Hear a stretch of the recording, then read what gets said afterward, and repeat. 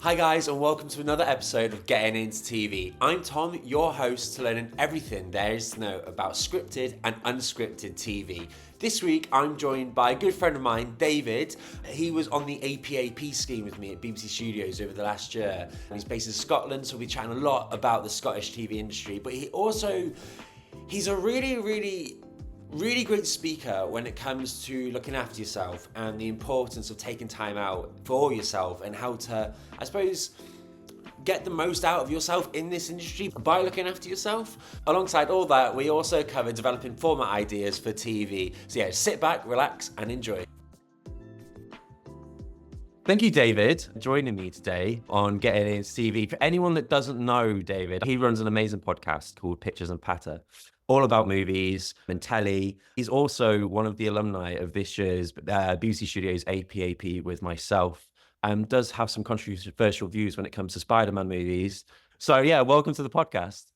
Oh, I'm excited to be here, Tom. I don't think my view is the controversial one on Spider-Man 2, but I love that film, so it's up to you. We've been meaning to do this for a while, and telly just gets in the way. The first thing I want to talk about is the APAP that we've been on. For anyone that doesn't know what that is, it's the Assistant Producer Accelerator program that BBC Studios has been running. First of all, we had our graduation the other day with all these amazing people. We've been so lucky for the last year getting all this training within BBC Studios. What has being on the APAP meant to you? And also just talk a bit about the APAP and what you've taken away from it. I think everyone who works in telly knows how hard typically that jump up is from researcher to assistant producer. Before I applied for the APAP, I was ready. I wasn't going to apply for APAP. I applied like 2 days before the deadline. The push of a mentor who said, "Hey, have you saw this?" That I wasn't sure if it was for me or if I was quite ready. You're quite tentative when you're a researcher looking to step up. It's tough to say I'm ready to be at that level. I She was definitely, looking back, I probably wouldn't have thought about stepping up had it not been for the APAP. I was quite happy to research. I'd probably stayed as a research for another year or whatever. I probably wouldn't yeah. have thought about stepping up. Yeah, and it was her push. It takes someone to tell you sometimes, like, no, you're ready for this. And I was like, okay, so put in the application, and I got it. I was working on Make It at Market. I get a phone call from Jane, the talent manager, and I can barely hear her. I was like, "What are you saying? It sounds like you're saying I got the job." And she's like, "Yeah, you got the job." I was like, "Great, it's fantastic." It's such a weird feeling. I remember when I got the phone call from my talent manager saying I got the job, it was the first time I'd ever felt giddy. I was like, what do you mean I've got the I thought it was all a joke. I didn't freeze because the first job I got on TV was the Channel 4 production training scheme. That's how I got in. So when I got that job, I just remember saying in the phone, "Oh my God, great, I can finally quit TGI Fridays." And I remember saying those words beat for beat. It was kind of the same feeling this time, getting that step up, working at BBC Studios for the first time. And like you say, Tom, there's a lot to the training we got. You never get the time for that in Yeah. TV to go off during work time and get camera training, edit training, development training, leadership training, which is, of course, very important in telly. And I don't think not enough people get that. But then also just the breadth of shows with a 1-year contract you're able to work on. I worked on an observational doc in a hospital. I worked on a big budget prestige travel walk show. And I also worked in Dragon's Den, which was my first studio experience. When I come away from the year thinking, wow, the bases that I've managed to cover while on APP, it's really quite something. It's invaluable. Definitely. I think I wasn't quite prepared for what we were going to do. But yeah, like you say, it's just that training is so invaluable. Let's take you right back to day one of your telly life. Talk to me about your career. What's your career been like and how did you get into telly? It's the long and winding road. Like, it goes back to when I left school. I got really good grades in school without sounding cocky about it. So everyone pushed like you should go and do medicine or law or something like that, right? So I went to do a law degree, and it was a perfect storm of things. Like, there's a theme whenever I go into a career that I know I shouldn't be in. I just say, right, if you carried on that law route and ended up as a barrister or something, I'd 100% want you to fight my case. I think you'd absolutely win the case for me. Well, it just wasn't what I wanted to do. I've always been into writing television film. And it was around that time I had my first bit of grief, which was causing a lot of mental trauma for me. So I ended up leaving it and worked at a telecommunications company for a year. Went back to uni, studied English and film, which was great. Made a no-budget feature film in that time that took me 4 years to make. And then the pandemic hit. And I knew I wanted to go into sort of television, film, all that jazz. But the pandemic hits and you're not sure what to do. The industry shutting down. There not being a lot of jobs. So I went into English teaching. And I started the PGDE, had a placement as an English teacher. There are people out there who will remember Mr. Campbell teaching them. I enjoyed the teaching, but I found that if you don't get a good mentor and teach it, it doesn't quite work. And I did find the constant judgment of that process very difficult because you're being observed every day.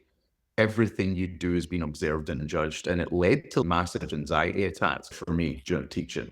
I was still in furlough at TGIs at this point, so it was okay from the pandemic. Found the Channel 4 production training scheme online, made the application for that, and again, somehow managed to trick them in the interview process and got the job. And that's what I started doing. It Raised the Roof Productions up here in Scotland, who I'm about to go back to. It was a year contract with them, and I was on Love It or List It with Kirsty and Phil and Kirsty's Handmade Christmas throughout that time. That's so amazing that you had different jobs and avenues you were going down, but TV was always there. That creative side, that was always the pull for you. What kind of things did you get to do on that scheme? And is that still running? Is it still an option? I think it still runs. There's an unscripted and scripted one. I don't know when the applications are next open, but have a look at the website. I think Bigger's website, who runs the training for Channel 4. It was very similar to what we got in APAP, camera training, edit training, all that jazz stuff, like how to navigate the TV industry, because for everyone on the scheme, it's mainly their first TV job. You're stepping into the researcher role, so you need to get up to speed. It's essentially what we did in APAP, except for the researcher level. We've already said, but training like this is so vital. You don't always get the opportunity. Telly can be so... I suppose the best way to describe telly, as much as I love it, is absolutely brutal in what it demands from you in terms of your time and energy. So being able to take your time to go and have that training, it's so important. I feel like we're so lucky that we managed to get that.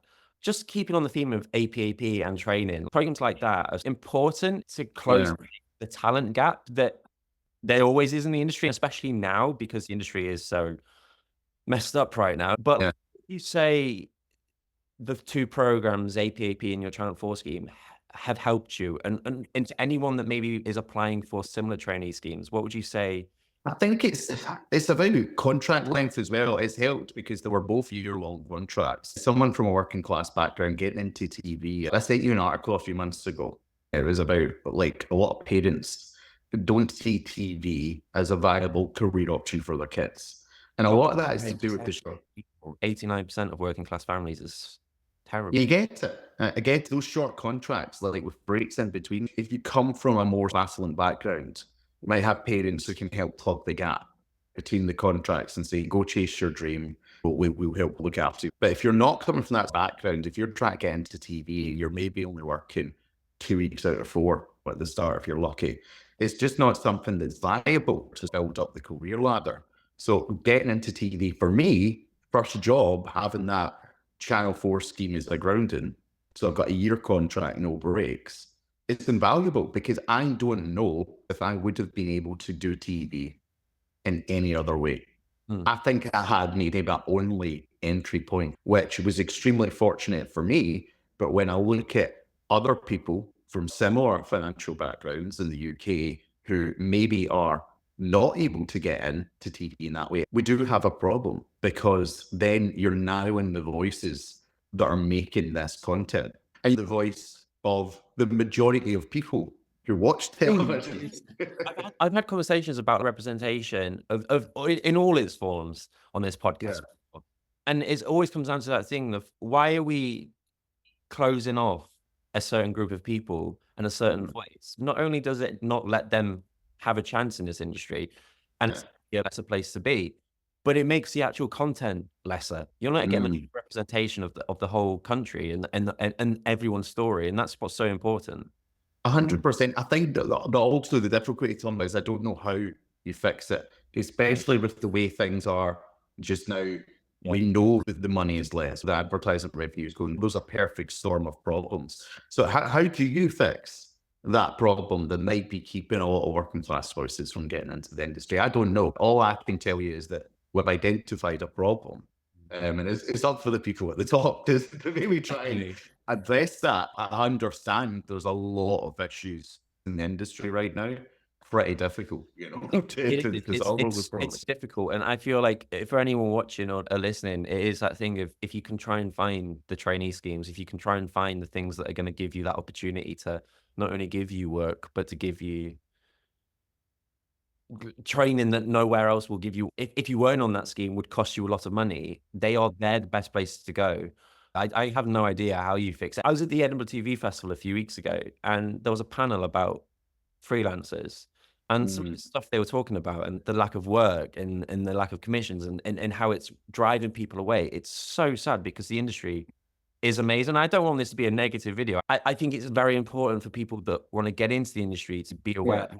Right now, it's hard. It's even hard for the people that have been in it for 10 years, for the people that have been there for 20 years. You got to look out for them schemes. Sure. I don't think we're being negative, though. I just think it's the reality. And I think we were lucky enough on APAP to have a meeting with Charlotte Moore. And what she said was, be agile, was the advice she gave. And I was having a talk to Melissa Clay Peters the other day, and she was talking about not wrapping up your self-worth in your work as well. And I think what that means to me is that this is a great industry to get into. It will help scratch your creative itch as well. But also keep doing your own stuff. And you know what I'm doing? You have this podcast, like I have my podcast. Like right now, I'm writing an album. Right now, I've just finished making a short film. I love that you're making an album. What I love about you, David, is the fact that you just go out and do things. That is exactly how it goes back to what I was saying. The industry is so demanding and it can be hard outside of it. I think it's so admirable to be able to go and do other things. That will end up helping you in the long run as well. 100%. It's also important because we talk about boundaries a lot on TV, and I've had a couple of health things. I had this stress thing brought in a couple of years ago when I first got in. I thought I was having a heart attack, but really it was just like this big, massive, like stress attack I was having. So it was quite dramatic. And then recently I had a COVID basically attacked my heart and inflamed it, which left me like crippled for months and I'm still not physically recovered. Life's too short to just focus on your work. The industry is demanding. There will be times where you will have to give that extra yard, especially when filming's ongoing. But you also have to set those boundaries in place. Otherwise, you won't be able to sustain for the long run. But also, you'll lose part of yourself. You'll lose the bits of you that brought you to the dance in the first place. So And that's the way I see it. Before I got into TV, I was doing all this stuff and this sustained me creatively. Why would I stop doing it now that I have a job as well? I couldn't just do stuff at work and then come home and be like, on the couch. That's the type of person I am. I'm like, I want to do something else. I'm the exact same. I mean, if I have a day when I've done that and like sometimes you deserve it, but sometimes I'll come home and all I do is go to work, come home, watch telly, and then I'll feel really guilty. I'm like, no, I should be doing more. But it's just that thing of keeping your mind going and not just always sticking to the work and trying different things for sure. 100%. And like Charlotte Moore said, that's the stuff that will also help separate you from the pack and create more opportunities for you as well. I'm pretty sure that I got my first job in TV because in the interview I talked about the no budget feature film I made. I talked about the guests that I'd managed to get in my podcast to that point, and it's those sort of things that you don't realize the skills you're actually building up in yourself by pursuing your own creative endeavors. So that's the advice I'd give. It's so true. I wanted to move on to what I feel is a passion of yours. I think you really love development. For me, I like development, but I feel like I don't struggle with coming up with the ideas. I struggle with fleshing them out and really seeing what the idea can be as a program. My question is, why do you enjoy development? What is it about that you love? I love development in the same way people might love doing a Rubik's Cube. It takes time, but there's nothing more satisfying when you see all the covers on each side, right? I love going between production and development because they're both stressful, but it's a different type of stress. You know what it's like when it's in production? It's almost like the hills and the troughs. Like you have times where it's like the shoot's like 5 weeks away. And Sometimes it's like, working in production, especially on the show that I work on, sometimes it's like I'm just in a constant battle, and it's like, like in Game of Thrones, and there's just like an endless of like seeing people, and I'm trying to battle my way through. That's how I script sometimes. yeah, But it is fun. development, it also has its stress, but it's more of this eternal problem solving and puzzle solving because you're given the briefs. Okay, what fits in with that? Then you have an idea, but how is that idea format? And how do you structure it? And then it goes through this process, and then it's about the collaboration because you have your team around you and they've got the ideas to put in. It's almost like making a potion. All these things get thrown in the cauldron, and you need to come up with this good idea. And what I love about it at its core, development is the lifeblood of TV. If we don't have people developing the shows, there aren't jobs for people at the other end. That's what keeps that healthy stress and pressure on me. Whenever I'm asked, okay, here's a brief, I say to myself, this could be a job for this amount of people, if we manage to get this over the line, which you don't let that thought overwhelm you because obviously that's not all on you and there's so much outside your control with development. But I do like to keep that in there because it keeps it as a sort of like serious thing in your head rather than just being creative. There's a real purpose to what you're doing. And that purpose is what drives me whenever I'm in development. When you're developing ideas, for people listening, a lot of the people that listen are people that the name tells you everything you need to know. It's people that want to get into telly. Yeah. At least want to know a bit more about the behind the scenes. When you're coming up with ideas, what are the key things do you think you should always have in your mind that are worth knowing when developing? I think it's read the brief is the first thing. Know what the channels are looking for. The great Boston development, Lindsay Gordon, who raised the roof, she always said, know the channel, know exactly what's on their repertoire. Watch a lot of television in the genre that you're developing because there's no point like in develop an idea. And what I find crazy is sometimes when I speak to people that haven't watched anything recently, I'm like, how do you not watch something? It comes back to what we're talking about. People not having the time or getting caught up. If you're in development, it's crucial that you watch what's on right now. Purely so you can see what's getting commissioned, for one. But also so you know what ideas have already been made, because there's nothing worse, and it happens all the time in a development room. You come up with a great idea, and then someone says, yeah, they did that. The drawing board. This is what's helped me because I've written like feature strips and stuff before. Like, have an idea of storytelling structure.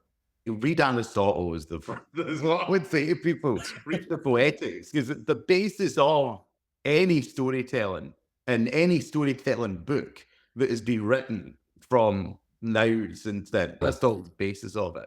And if you know the key principles of storytelling, you can write a show. It doesn't matter if it's anything from a property format to a 6-part Danish crime series. Everything follows the same key beats of storytelling. People want a good beginning, middle, and end. And what's the format points that you can put in that on the way? You basically are a planner. You need to plan for the story. You can't just leave everything to chance. I think when people think of factual formats or fact-10 formats, they think, oh, this is the idea and we'll get a good cast and then it'll just make good TV. I'm like, no. That doesn't just happen. It's so true. When you look at things strictly, yes, that's a competition show. That's a dance show. It's a competition. But at the heart of it, that story is about seeing relationships grow and seeing that's the narrative pull, really. And there's jeopardy all through it as well. They dance, then immediately judged. After each dance, they come back to these judges. Then there is a public vote. And then someone is eliminated every week. That's the excitement that you're putting in there. But those are all format beats. Put in at that point. It's like my favorite format of all time is Hell's Kitchen. Great show. Yeah. They wake up, they have a cooking challenge where each of them are judged and there's a reward-based thing there. Then they go into a cooking service with a psychopath shouting at them the full time. And then the losing team needs to vote for who should get eliminated. So there's drama among them. And then Gordon will decide who gets eliminated. So there's drama and tension throughout it.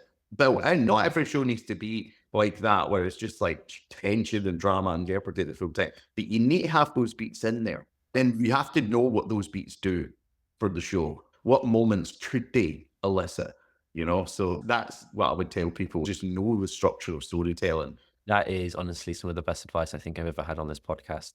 Genuinely, I'm not just saying that. I genuinely think that's really good advice.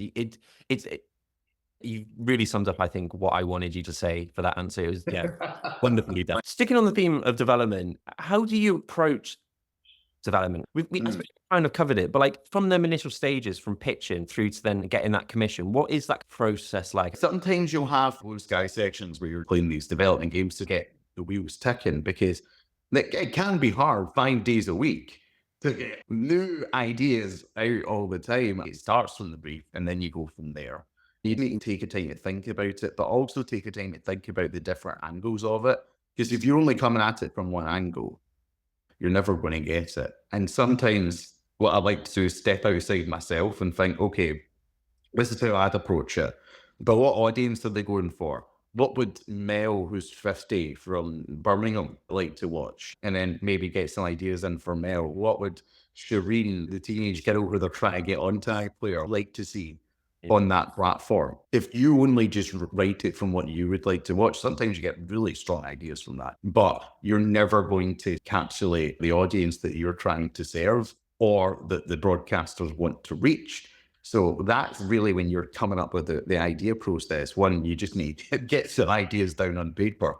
Don't be afraid to write something down, because even if it's not fully fleshed out in the immediate stage, or you're not sure if it's a good idea, if you take it to someone in your team, they might say, yeah, it doesn't quite work, but what if you did that? And I think that's another thing in development, especially at that stage. Like, don't be afraid of the no's.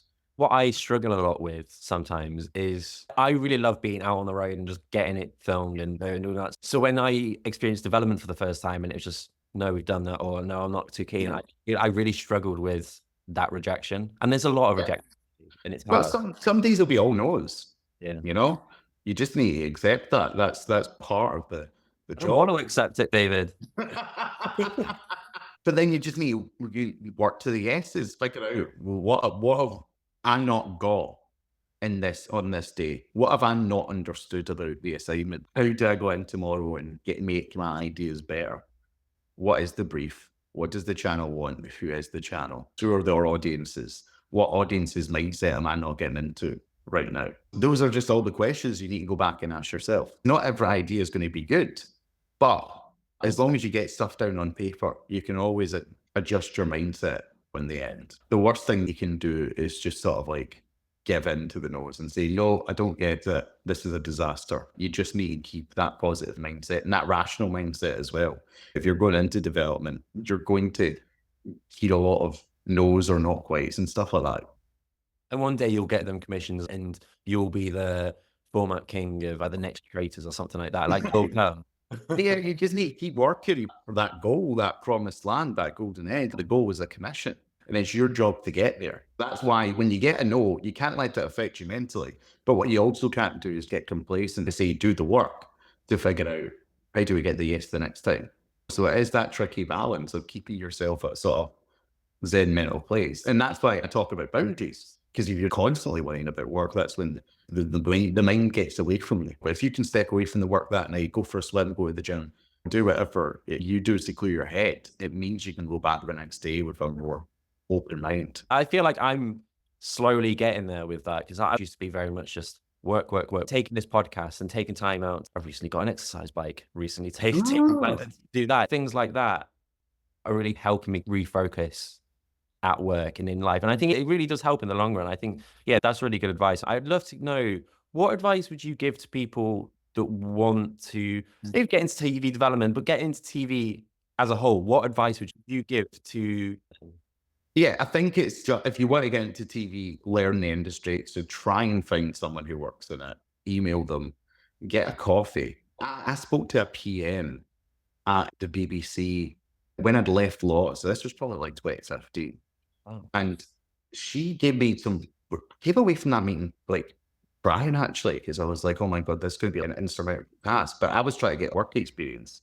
And she just said it straight. She's like, there's a lot of people who are doing a lot more than you, like making films, doing all this work. If you come in right now, it's just not going to do you any good. Go away, do a degree, do the work, then come back with something to show what skill set do you have that you can offer.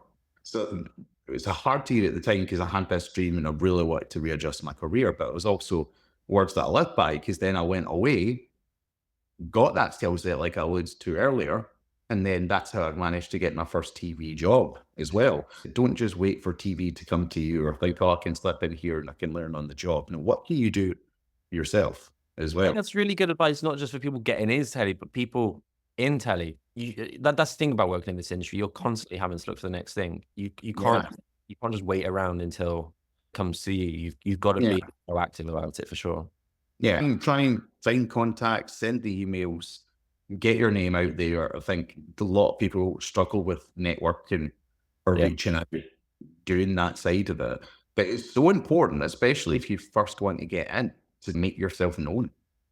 Like put your head up and say, hey, here I am. No one's going to randomly find you and give you something. You need to actively go and work for it. Interview skills are really important.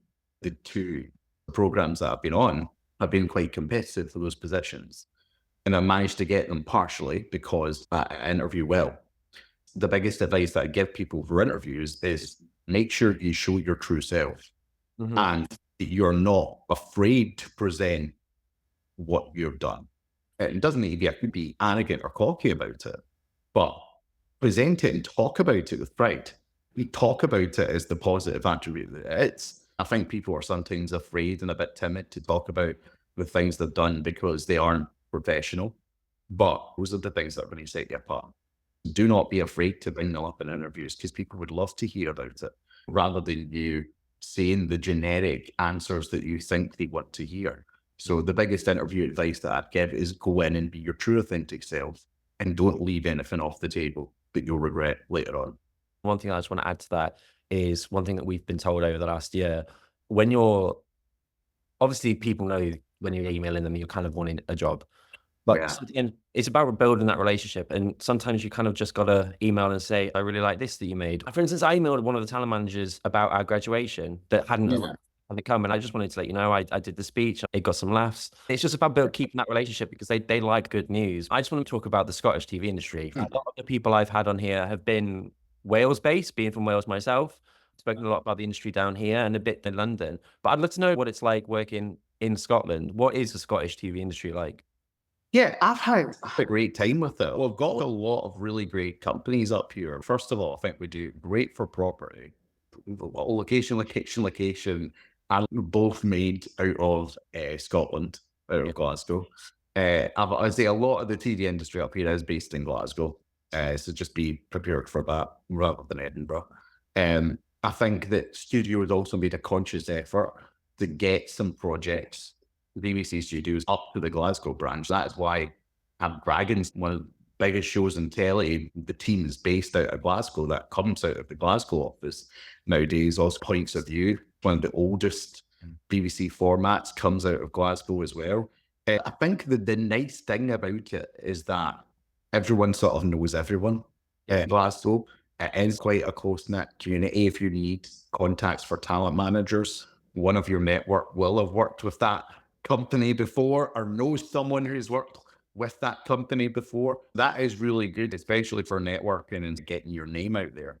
I've stayed with companies for quite a long time. I stayed with Raise the Roof at the Channel 4 for 2 years before I moved on to Flabbergast up here. Raise the Roof is one of the biggest indies in the UK, and then I went to work for Flabbergast to make it a market, who's a sort of smaller, new startup indies. We've got a good variety of people. I think the one thing I would love to see invested in Scotland is our big studio space. Because look at Dragon Den, for example. We had to go and film down in Manchester, which is great, fantastic studio, fantastic city to be in. It was my first time in Manchester. It would be great if the Scottish government managed to invest in that. Whispers and rumours come for years about this massive big studio that's going to be built up in Scotland. And it's become like a myth at this point. So I think that would be the one thing we're missing. And then that would invite more formats because broadcasters would have the trust that you could pull off these ideas because there's a big studio space that you could use. But having said that, we do have some good studio content coming out here as well. Like Bridge of Lies is made up Great. here in Glasgow. We have a good variety of content that means you don't need to be pigeonholed into one particular genre. We have Firecrest, who does a lot of documentary content up here as well. What's good about Glasgow is that it is a good community. Everyone will know someone in your network, so you can get those contacts, but it's a community that does have a sort of varied skill set in terms of genre. So you can work on different types of shows. What would you say is a good place for anyone listening that is from Scotland? Where would you say is a good place to look for that first job?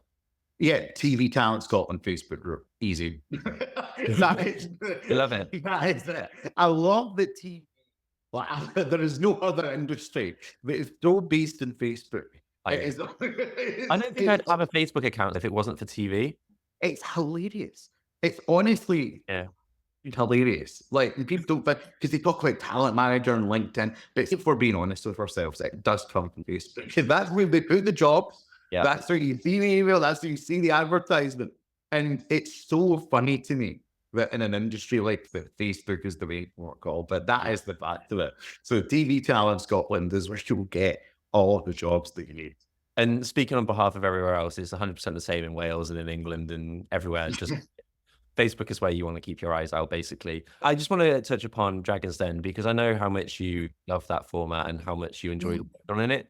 What was it like to step into the den for the first time? Because we've all watched it. We've all envisioned what that might be like and how nerve-wracking it might be. What was it like? So I wasn't nervous. So I said, don't get nervous. That's not true. But I think when you work in the industry, you kind of need to numb yourself to it because you're there to do a job. But it was cool to go in there first morning and get a picture in the den. My first time. And you do see it and you're just like, oh, what a fantastic set. Oh, that's brilliant. But then quickly you're right. Okay, job mode. Here's what we need to do. Here's what we need to go. So it was quite good that way. I didn't recognize Sarah Davies one day. We were leaving the studio at the end of the day. And I'm just sitting there on my phone like, I'm really good. I didn't realize Sarah Davies was standing next to me the whole time in her gym gear. I was like, oh, how's it going? But Dragon's Den was so important for me career-wise. I love the format. Not just Dragon's Den UK, Shark Tank USA. I'm obsessed with both. It used to be when I'd go in and cook after work, I'd just load the YouTube channel and just watch random pitches, like when I'm cooking. So I love the show and the format. But for me personally, I went on to Dragon's Den after my personal health stuff. And it became one of those things where I was so apprehensive because I was like, I don't know whether I can do this job. And by the end of it, I came away saying, I can definitely do this job. I remembered who I was. Getting to do that on a show I love so much, it's been going for 20 years, was really important to me. You need like 100 businesses. Then you have to make sure those businesses are doing everything they're saying before they get into the den. So there's a lot of paperwork to get in. There's a lot of paperwork to go through. And then you have 6 weeks of studio filming. It is a massive process and a massive beast. But the biggest thing I can say from Dragon's Den is that it helped me find myself again after a health scare. I think that's really sweet that you got that opportunity. Yeah. Well, and that's the power of work in the industry sometimes. It can make you feel low, but it can also give you them all-time highs. We all get imposter syndrome. We get it from the day we step into it, and you still get it now. You just learn to manage it better, and you learn to switch off those voices. I don't know what anyone else out there has had, but when you do not feel physically your best, like I was going through constant tiredness, there was uncertainty on what was going on as well. Your physical health can play in your mental health really quite a bit, especially in this industry. BBC Studio was just the perfect place to be because of the resources they had. But I treat TV, I never treat it as a dream because I feel that's a dangerous path to go down. I always treat it as a job. And I had to remind myself of it when I was on Dragon's Den because of how much I love that show. This is the job. Keep your boundaries in place. Keep doing what you're doing. Do a few % better every day. Not that I was doing a bad job, but this would just need to tell myself mentally. Switch off at the end of the day when you're done. And that is how I went from a place where I was physically and mentally still recovering to by the end saying, yeah, I know who I am again. I know what I can do. I've done a really good job of this coming out of the studio. So that's sometimes the work that it takes. It's a tough industry to do that. Don't get me wrong, but I think that will always be my experience of Dragon's Den now. I can come away from it saying, that was a dream. It is a box ticked. It's like one of my favourite shows of all time, and I've worked on it. But it'll always be the show that I feel I rebuilt myself from a really tough stage of my life and career. So, yeah. Well, thank you for sharing that. No worries. If there was one thing that you change about the industry, what would that be? The next one's easier, don't worry. If there was one thing I would change about the Or improve. I think it would come down to boundary setting. I think there are some companies that want to play fast and loose with time back. I do think that should be more legislated, because you get into a tricky situation with people burning out or working more than they should be getting paid for, you know. What is it you love about telly and about working in telly? I get to create every day, whether that's in production and you're trying to cast someone who will be in 15 minutes of one episode, or not a contributor for a whole series, or whether that's in development where you're literally creating new ideas every day.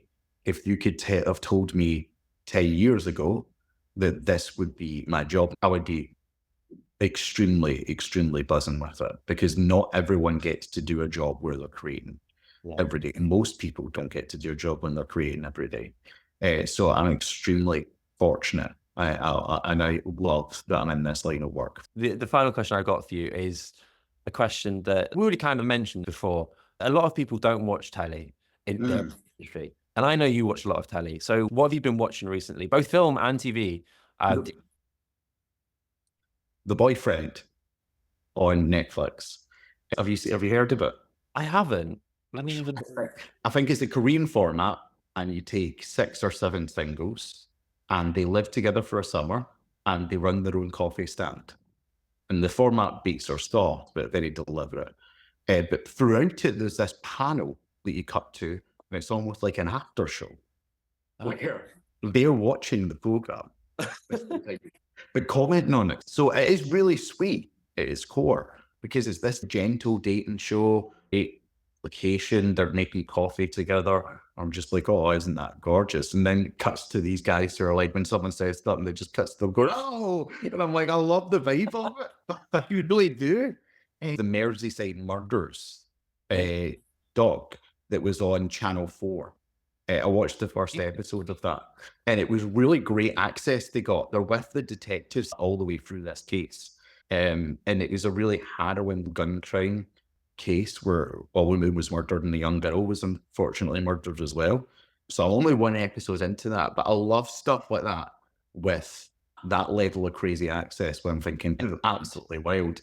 And I thought that was brilliant. And yet, as you know, I try and see nearly every film that comes out. I was ready to slate Beetlejuice. There's everything wrong with cinema. Like, I was like, another sequel that we didn't name. Where's the original ideas? And I came away going, that was great. That was so much fun. I loved it. Catherine O'Hara was as you. I finished watching an episode of The Penguin, which I really liked. I love that whole world. Okay. What's it on? It's on, I've watched it on Atlantic, but I think it's on Now TV. Oh, yeah. Really, really good. I don't know if you've definitely seen The Batman, but I love that world that Matt Reeves created. I was really worried it was going to suffer the same way a lot of TV of that kind of caliber does, and very, very dark, and you can see anything. It was probably, in terms of cinematography, absolutely beautiful. But I really enjoyed watching that, and I finished watching 2 episodes of Agatha last night. Brilliant show. Which I absolutely love. MCU saved. It's so good. It was wonderful. And for the other thing that I could recommend that I really watched, sticking on the theme of documentaries, is it was on Sky Documentaries, and it was called The Body Next Door. It's 3-part true crime, and basically this body is discovered next door. And the story of the true story of that is absolutely, and what I found hilarious is I mentioned it at work, and my production manager was like, yeah, I served that person in New Look. And I was like, oh my God. I mean, she ends up knowing absolutely everyone, because all these crimes tend to happen in the same areas from a storytelling perspective. It's phenomenal. It's been a pleasure speaking to you today, and Thank Dave, you, Tom. about just your career, about APAP, and everything that you shared. I think it'd be a really interesting conversation for people listening and watching. So yeah, thank you for chatting. Thank you so much for having me on. Yeah, biggest advice to come away with is that you want to do something, just go out and do it. This man goes and does. He basically does it. Yeah, and don't be afraid to fail. I've failed a lot. Failure is pretty good. It makes you humble. But where can people find you if they want to listen to your podcast and do other things? Follow Pictures and Patter anywhere if you type that in. _10 on Instagram. Well, thank you so much, David. I will let you go and enjoy the rest of your day. It's been an absolute pleasure speaking to you. Thank you, Tom. Have a good day. Cheers.